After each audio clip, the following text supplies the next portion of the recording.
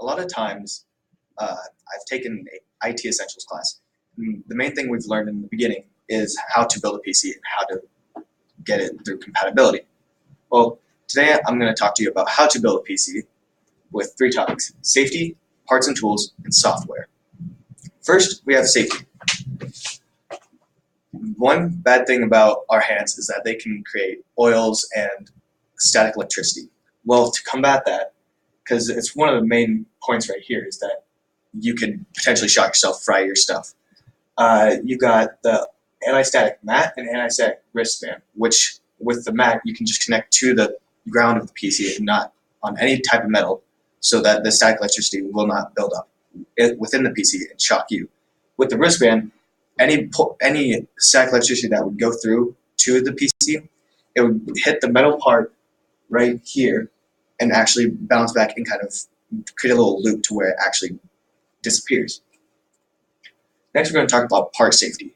Part safety, like you should never touch the gold plating on RAM sticks, because that will also tarnish them with the oils in your hands, which is not very fun, because then you'd have to buy a whole new one, even though they're kind of expensive, but not really. Next, we're going to talk about motherboards and processors. Motherboards, you can be kind of rough with them, but still I would recommend being gentle, because you still have to screw them in and it has to fit with everything. And with processors, you don't want to bend their little pins. I've done that, and that was a very costly mistake. Also, picking parts, and that brings us with our parts.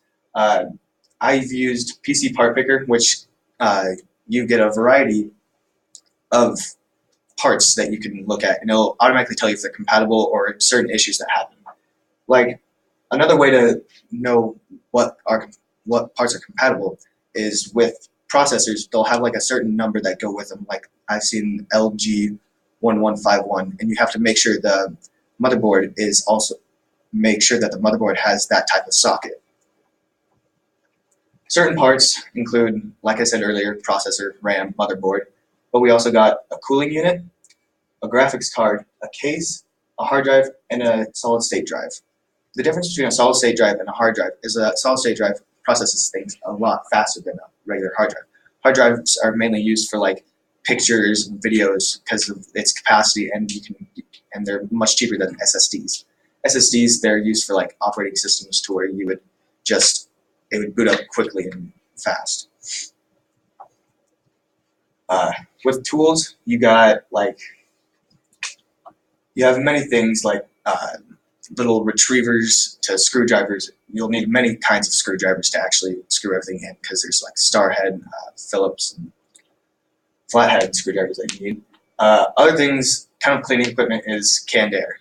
And one thing about canned air is you should never shake it, because 1, it becomes cold, and 2, it will liquidate. And it's not very fun, because then you can't really clean the PC out at all, because you will probably ruin it. Next is software.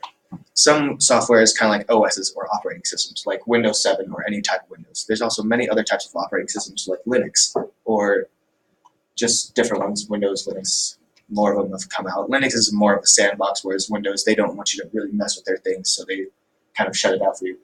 Another thing is kind of like Razer Synapse. If you have a certain like Razer component as a keyboard or something, you'll want the software of Razer Synapse to kind of deal with all the lighting that you want to do on your keyboard or mouse. It can also change colors and change how the lights appear. Like there's a star light kind of thing that makes it so different kind of lights will pop up at different times. Another one is Kaspersky. That's a kind of a firewall kind of safety software. And what it does is it makes sure that you don't really get viruses on your computer, even though a lot of times they still can get through. Another one is our driver software. And driver software, you go through and goes in, you can update your drivers, like your graphics cards and just other kind of expansion cards that you have. Another thing that usually late night people will really want is f.lux or flux. Flux, what it does is it takes where you are, it takes your location after you put it in with it, and wherever you are, whenever the sun sets, it'll tint your screen to a much more orangish kind of shade so that the intense kind of white light won't make it think that you're in kind of a more morning kind of place. To recap, today we talked about safety, parts and tools, and software. Safety including to not touch like the gold plates on the ram sticks, parts and tools like the part retriever and many screwdrivers that you'll need, and software like Flux and the operating systems. Well, looks like we're finished with our build today, so hope you guys enjoyed this presentation. Thank you.